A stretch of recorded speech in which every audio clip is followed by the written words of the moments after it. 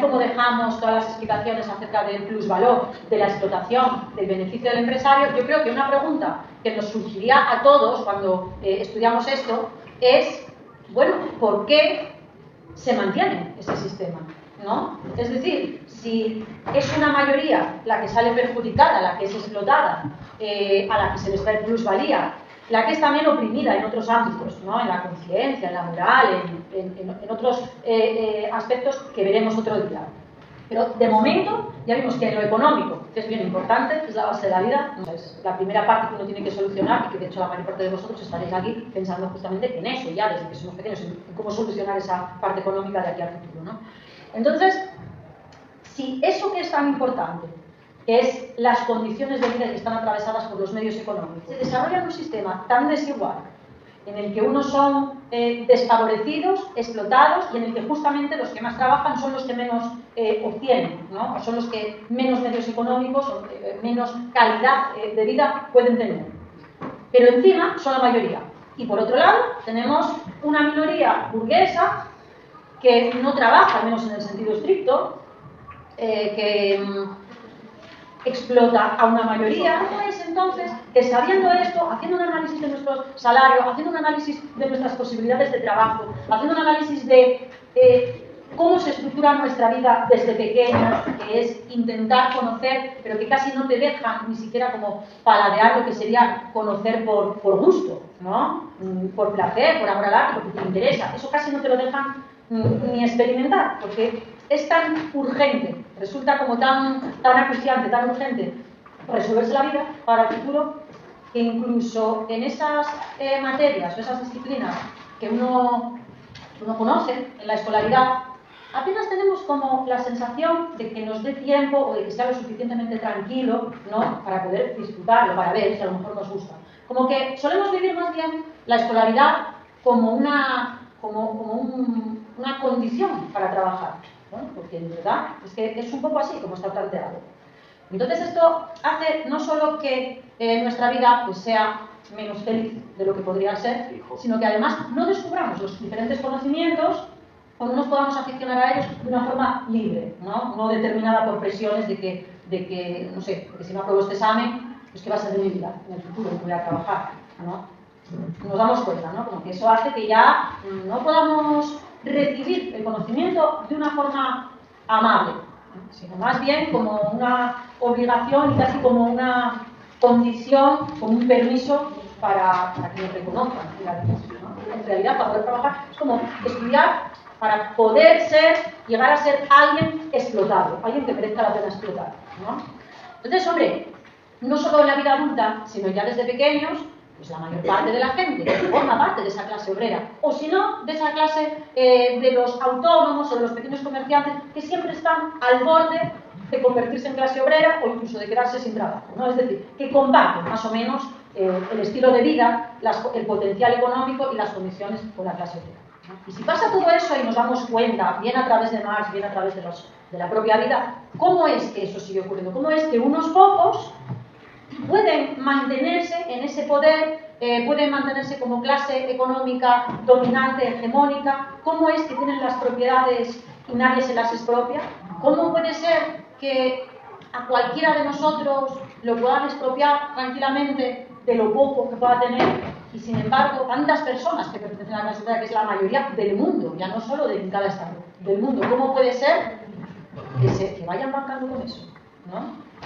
Que no se unan y se pasen por alto esto de la propiedad de los medios de producción, que no expropien por la fuerza, que no hagan una revolución de la manera que sea, bien en urnas, bien por las armas. ¿Cómo puede ser que se mantenga? ¿Verdad? ¿Cómo puede ser que se mantenga? Incluso hay otra manera, porque bueno, es verdad que entrar en una guerra, que es la manera habitual en la que se transforman y se pasan de un sistema a otro, ¿no? En la historia, hombre, todos entendemos que entrar en una guerra a nadie le apetece, ¿no? A nadie le apetece vivir eso y morir y matar. Sabemos que uno puede aguantar muchas cosas antes de morir o matar, ¿no? Pero bueno, ¿por qué seguimos trabajando? Si ya es como que casi, bueno, hay puestos de trabajo que el sueldo es tan mísero que no sé, tampoco. ¿Cómo es que seguimos trabajando tantas horas por lo menos en algunos casos, algunos sueldos que son miserables, ¿no? Entonces, Marx, por supuesto, hombre, tiene esta pregunta y va a tratar también de darle respuesta, y para ello vamos a ir con él haciendo pues, un recorrido conceptual a partir de una reflexión sobre lo que es la historia, para finalmente ir sacando pues algunos elementos que impulsan el cambio, que impulsan la transformación, algunos elementos de los cuales depende la vida de las personas, para entender, como si dijéramos, la vida humana y su carácter histórico, ¿no? Cómo se va transformando a lo largo del tiempo, para luego poder también contestar a esto. ¿Cuáles son los elementos más bien de tipo a lo mejor psicológico, psíquico, por lo que estamos convencidos de que no vale la pena organizarse para subvertir ese sistema, ¿no? U oponerse a él o resistirse de alguna manera? Entonces, para ello, digo, vamos a hacer un rodeo y vamos entonces a empezar hoy a hablar simplemente de cuál es la concepción de la historia de Marx. Pero esto es muy importante porque, mirad, hasta el momento no es verdad que estuvimos viendo a los filósofos antiguos, a Platón, a Aristóteles, pero incluso luego cuando pasamos a la época moderna, cuando vimos a Descartes, a Hume, a Kant, siempre estuvimos como explicando y haciendo filosofía de una forma muy cercana a lo que es la observación de las ciencias en sentido más duro, ¿no? De las matemáticas, de la física. Ni siquiera las naturales fueron las que más, ni siquiera ese aspecto natural es el que se privilegió hasta ahora, sino casi desarrollos matemáticos, ¿no? O física en la medida que era matemática. En el siglo XIX, época de Marx, como ya vimos en la introducción, en la primera clase sobre Marx, ya encontramos la biología, que ya es un poco diferente. Sigue siendo una ciencia natural, pero ya no es esa ciencia matemática donde podemos prever o donde podemos recrear los fenómenos artificialmente en un laboratorio, sino que, bueno, la biología, y sobre todo esa biología que se abre con Darwin, es una historia de la biología, es una historia de la naturaleza, una historia concretamente de las especies vivas. Entonces ya ahí hay elementos que son históricos, ¿no? Aunque sea la historia natural. Por un lado, Marx está viendo el nacimiento de la biología como ciencia que se abre con las teorías de la evolución. El trabajo de Darwin y las teorías de la evolución. Término con el cual, por cierto, Darwin no quiso decir en ningún momento progreso, en el sentido de mejora. Cuando dice evolución, Darwin no dice mejora, dice cambio, ¿no? Que las especies van cambiando. No quiere decir que las que hay ahora son mejores que las que se extinguen, ¿no? Simplemente es cómo evoluciona la vida dados unas condiciones materiales también, porque vemos que la economía es un poco como la condición para lo buenas o malas o regulares que sean nuestras vidas, pero eso que para el ser humano es economía porque planifica, pues para la mayor parte de los animales, aunque se planifica, pero para la mayor parte de los animales en vez de economía es directamente territorio y alimento que hay en el territorio, es su economía, ¿no? Se entiende, por decir de alguna manera, para los animales y para seres humanos de una determinada época, por ejemplo, aquellos que decíamos que vivían en culturas guerreras, que eran pues, culturas que vivían del saqueo, etc., es parecido también al que podamos encontrar en animales, por ejemplo, de caza o en animales nómadas que van cambiando, como muchas aves, cambiando de estación y buscando pues, el clima más propicio para poder alimentarse con los no sé cuántos. Esa es su economía, ¿no?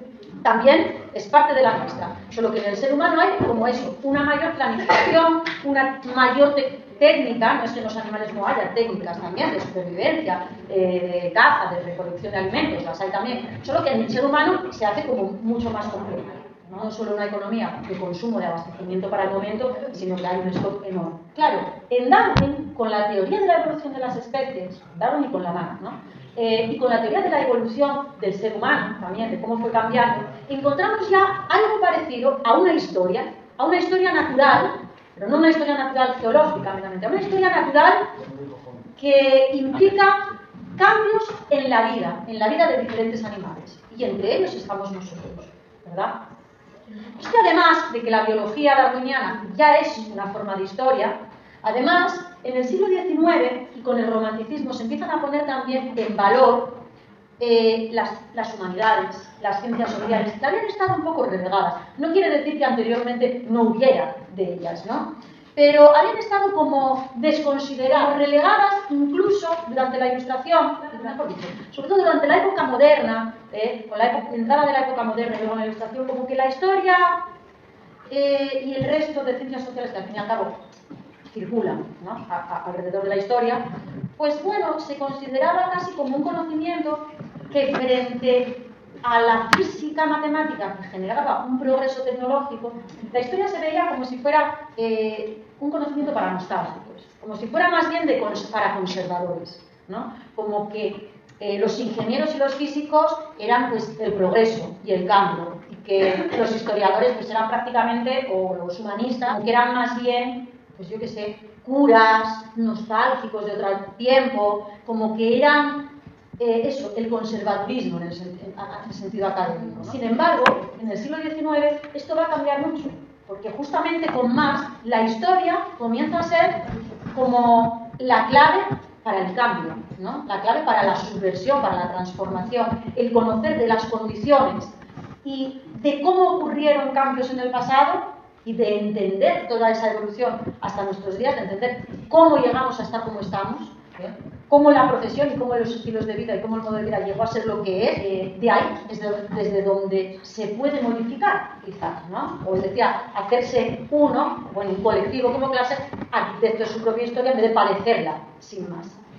No solo es Marx en el siglo XIX pone en valor la historia, sino también otros pensadores, filósofos, historiadores, como por ejemplo Dilthey, que también genera como una filosofía que va a partir, en lugar de la ontología, como ocurría en la Grecia antigua, o en lugar de la teoría del conocimiento, como ocurría en la época moderna, pues en la contemporaneidad se va a abrir mucho a partir del siglo XIX las filosofías, los sistemas filosóficos que comienzan como por una filosofía de la historia. Ya con Hegel, y con esas leyes de la dialéctica que estudiamos, se empieza a hacer esto, a hacer filosofía un poco desde la filosofía de la historia, intentando ver cómo la historia humana es la única capaz también de comprender la naturaleza, cómo ese proceso que es la historia para el ser humano le permite ser como es y conocer la naturaleza y a sí mismo también. Entonces cobra como esta relevancia. De tal modo que el materialismo histórico, alguna gente la interpretó como una ciencia de la historia, ¿no? Como que Marx hizo de la historia de esas ciencias sociales una ciencia. Y otros, bueno, pues lo van a ver como una filosofía de la historia. Al final no importa mucho, no lo consideremos. Vamos a tener en cuenta aquí que cuanto menos es una filosofía de la historia y que va a ser como el núcleo de todo su sistema, el lugar por el que hay que empezar. Porque ya con Hegel, el ser humano es un animal histórico, es como una de las cosas que lo definen. Marx también dice que es como el animal productor que trabaja. Lo que pasa es que si bien es verdad que es el animal que trabaja, en el sentido del término, en el sentido capitalista del término, en el sentido de asalariado, ¿no? Pues si tomamos un sentido más amplio de producir, de trabajar, de transformar unos objetos en otros, eso también está en otros animales. Sin embargo, esto de la historia sí que es muy convincente, porque como que no nos imaginamos que otras especies tengan como un archivo de documentación así de su historia, ¿no? De la historia de su especie. Entonces sí es verdad que el ser humano llegó a vivir muy en su historia, muy en lo que es el relato de las épocas, muy ocupado de averiguar, ¿cómo vamos a decir? De analizar, pues, los cambios generacionales, incluso los conflictos generacionales. No es verdad que una de las primeras cosas que pensamos a nivel como de reflexión, como que diría filosófica, de la vida, es en eso, en el cambio generacional, sobre todo cuando uno empieza a tener como un cierto conflicto con los padres, que tiene que tener, ¿no? En algún momento de la adolescencia, o con los profesores, o con las autoridades, o incluso con las leyes y constituciones que hay hechas. Que las leyes también cambian gracias a que va entrando nueva juventud, ¿no? Y por eso cambian las cosas. Entonces, eso hace que vivamos mucho en la historia, y también en la historia de la música, en la historia de la danza, que cada vez que nos hacemos aficionados a algo, una de las primeras cosas que se nos ocurren es mirar cuándo empezó a existir ese deporte, o esa actividad, o ese tipo de arte, o lo que fuera, ¿no? Y cómo empezó. No es así cuando algo, sobre todo cuando algo nos gusta mucho, ¿no? A lo mejor mientras no, pues disfrutamos de las cosas sin falta de ponernos a hacer ahí un recorrido histórico. Cuando algo nos gusta mucho, como que nos ponemos a mirar eso. También, no es verdad que incluso nuestra propia identidad la creamos a partir de lo que nuestros padres o familiares nos cuentan de nosotros, porque nosotros no tenemos una memoria hasta más atrás de los 3 años, a lo sumo. Entonces no es verdad que nos generamos una identidad con las historias, los relatos que nos cuentan de nosotros y con las historias de nuestros padres, ¿no? Y de nuestros abuelos. Casi nadie vive en ausencia de eso, ¿es así o no? Entonces, es cierto que el ser humano parece que es un animal, aparte de social, productivo, lingüístico, etcétera, es un animal histórico, como un tanto historicista. Vive mucho en función de lo que sabe o de cómo se ubica en la época y cómo la diferencia de otras épocas pasadas y lo que espera del futuro también. No vivimos también, el ser humano no es como un animal que vive como ningún otro y que por eso sufre más, yo creo, y se angustia pendiente del futuro. ¿Nos parece que nosotros vivimos más pendientes y preocupados del futuro que nuestros perros o que nuestros gatos? Eso que esos perros y gatos están bastante humanizados. Entonces ya, bueno, tampoco piensan tan como un perro o un gato salvaje, piensan un poco más parecido a nosotros. Pero incluso en ellos podemos ver esa diferencia, ¿no? Que incluso cuando se enferman no se angustian tanto como nosotros, porque no están pensando en que si mañana me voy a morir o no, o si me voy a quedar sin una pierna o no. Es decir, no están como adelantando acontecimientos, como nosotros sí lo hacemos. Y no es verdad que gran parte de la angustia viene de ahí, de estar preocupados, ¿no?, por el futuro. Y además eso pasa sobre todo cuando nos joven. Bien. Hegel, que ya va notando esto y que ya construye toda una filosofía en torno a la historia y en torno a la idea de que el sujeto humano es un sujeto histórico y que por tanto no tiene tanta importancia el individuo aislado como el individuo en sociedad. El individuo aislado no puede empujar la historia, pero en conjunto sí. Y además daba esas leyes de la dialéctica que nos permitían ver cómo en cada momento, incluso en los momentos históricos de calma de un territorio, hay conflictos por debajo, ¿no? Y hay tendencias opuestas que impulsan hacia la transformación y los cambios. Bueno, con Marx entonces se va a generar, incluso para la gente que no es nada marxista o que no es comunista o que incluso reniega de ese posicionamiento político, con Marx se va a generar una metodología de la historia que van a seguir casi todos los historiadores después. Me atrevo a decir al menos los que merecen la pena, ¿no? Porque si nos fijamos, hacer historia como disciplina, sea como ciencia, sea como ciencia social, como parte central de las humanidades, para Marx era la parte central de las humanidades. Y también para Marx no era algo tan inconexo respecto de la naturaleza. Marx lo que pasa es que, como es propio también del siglo XIX, le da ese empujón a la historia, pero además considera que no hay como una frontera tan estricta entre lo que es la ciencia natural y la ciencia social, por decir de alguna manera, ¿no? Gracias un poco también a esto de Darwin que dijimos, y gracias también a Hegel. ¿Y por qué dice que no hay tanto, como que no hay tanta franja como parece, ¿no? No es verdad que nos enseñan como si fueran cosas que no tienen nada que ver, una cosa es estudiar la naturaleza y otra al ser humano, las humanidades, la sociedad. Bueno, en realidad, dice Marx, es que las ciencias naturales, la física, por ejemplo, la geometría, es que forma parte de la historia humana, ¿no? La geometría, la física matemática, la química y así cualquier otra ciencia son partes de la historia del ser humano. Entonces, claro, ¿cómo vas a generar una barrera como por aquí van las ciencias naturales y por aquí las ciencias sociales y humanidades, si dentro de lo que es la historia de la sociedad es principal los campos científicos, tecnológicos, etc., es parte de su historia? Por otra parte, lo que va a hacer Marx es eliminar algunos elementos, algunas características que no permitían hacer de la historia una disciplina, un conocimiento más interesante, que nos ayudara a darle un sentido a nuestro presente, ¿no?, a nuestro futuro. Que no fuera solo un relato de lo que pasó, cuando ya pasó, ¿no?, sino que fuera también una forma de entender el presente y de a lo mejor advertir posibilidades para el futuro. Que no fuera nada más un diario de esto que ya pasó y punto, y que no podemos hacer nada con ello porque el pasado no se puede cambiar, sino algo que sí nos permite cambiar algunas cosas. Bueno, ¿qué elementos elimina él? ¿Qué características de la historia tal como había sido hasta el momento que eran un poco esclerotizantes? Pues, por ejemplo, el personalismo. ¿No es cierto que se hizo historia durante mucho tiempo que era nada más como una especie de genealogía de las dinastías monárquicas? Como que la historia fuera nada más el cuento de las distintas circunstancias y vicisitudes varias que tuviera la casa de Borbón, o que tuvieran los Austrias, o que tuviera Calígula o Nerón, o de los presidentes de la nación de cada estado. Y como que eso es la historia, pero en verdad es tan importante el paisano que estuviera gobernando en ese momento. Cuando a vosotros os apetece saber algo de una época, pues yo qué sé, lo primero que os interesa es cómo se llamaba el tipo que mandaba. No, nos interesa saber cómo se vivía. cómo se vivía, qué ideas se tenían sobre las cosas. Hasta nos interesa más qué religión practicaban, ¿no? Que quién es el señor que estaba al cargo. Porque al fin y al cabo, lo que dice Marx también es que el señor que está al cargo es más bien anecdótico, es algo anecdótico, no decide él todo lo que ocurre con el país en ese momento. No son decisiones que tome una persona. Hay veces que se sigue todavía hablando como de la época del Hitler, o del hitlerismo, como si Hitler fuera como un demonio y llegaba al mundo. Y bueno, no es que lo decidió él, que pudiera tener cierta capacidad de persuasión, de carisma, lo que fuera. Bueno, sí, a veces también eso es un elemento a tener en cuenta, pero mínimo. Lo que importaría es ver por qué una gran parte de la sociedad alemana empezó a pensar así, ¿no? Del nazismo. Pues seguramente no sea por una persona, sea por unas circunstancias un poco más globales, un determinado poder económico o una cosa un poco más colectiva. Puede ser que alguien tenga un talento, puede ser que el carisma de algunas personas arrastren a otras, pero si se quedara todo en eso, la historia sería como la historia de las sectas. Un líder carismático y unos que lo siguen. Y no es cierto que nosotros veamos la historia y la vida como un general, como una secta.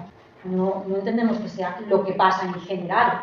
No quiero decir tampoco que en el funcionamiento de las sectas no haya elementos que funcionan en todos los grupos, o en todas las familias, o en todos los estados, pero es algo diferente.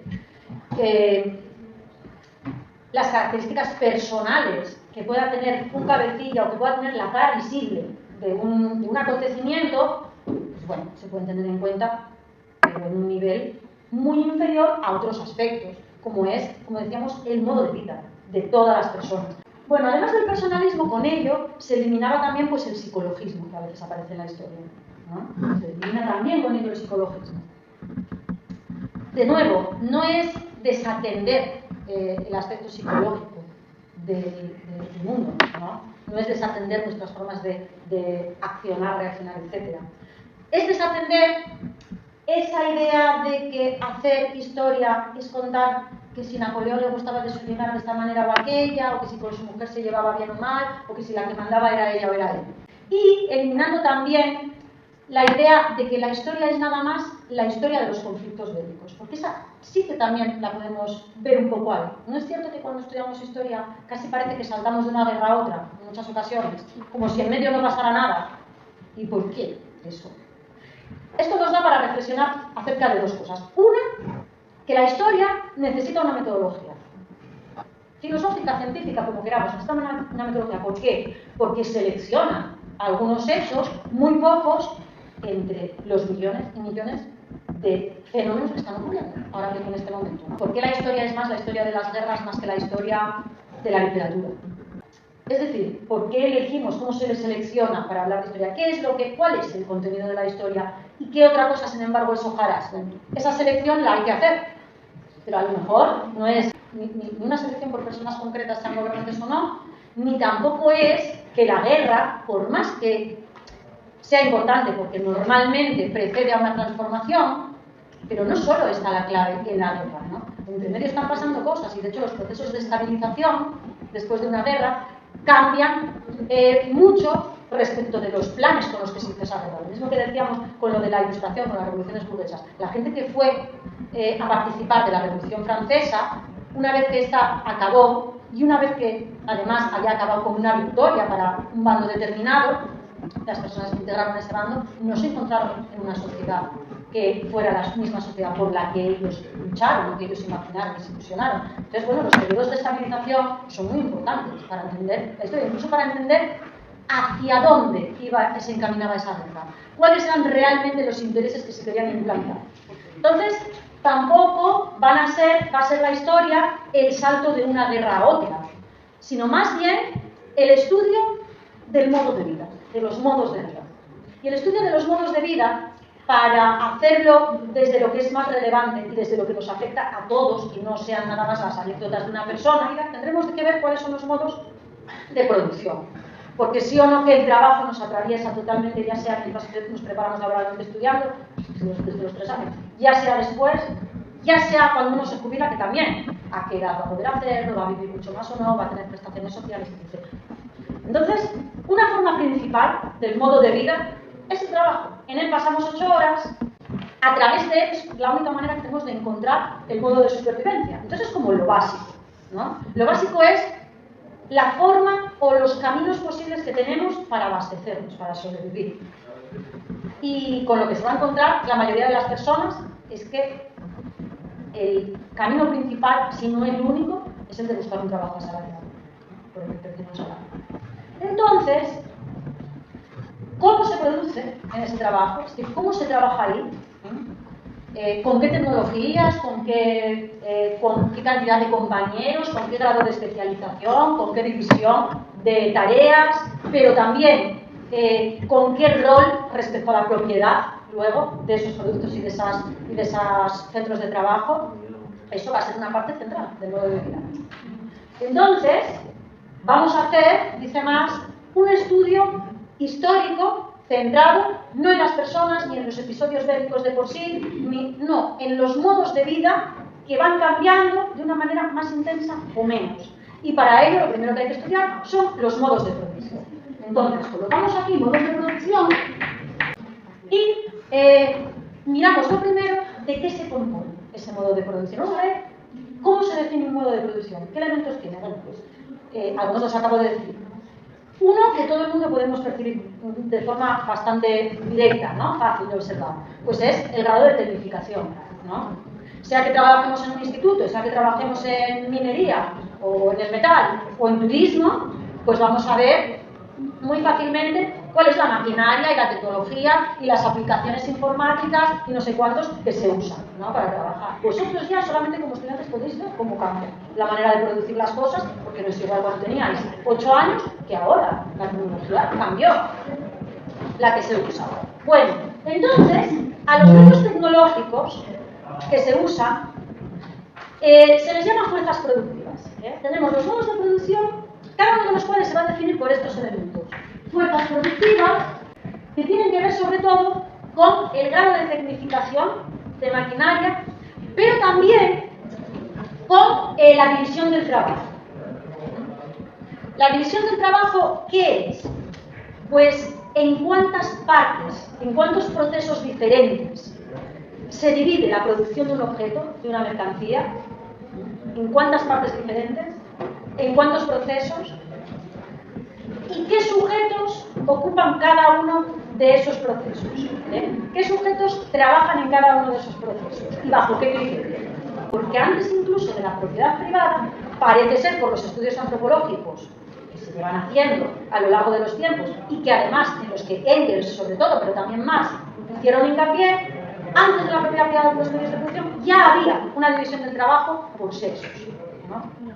Porque antes, incluso cuando se vivía en comunidad y todo era de todos, aún así, esto no quiere decir que se hiciera desde siempre, que sea natural, sino que ya se había planteado, implantado una división del trabajo por sexo.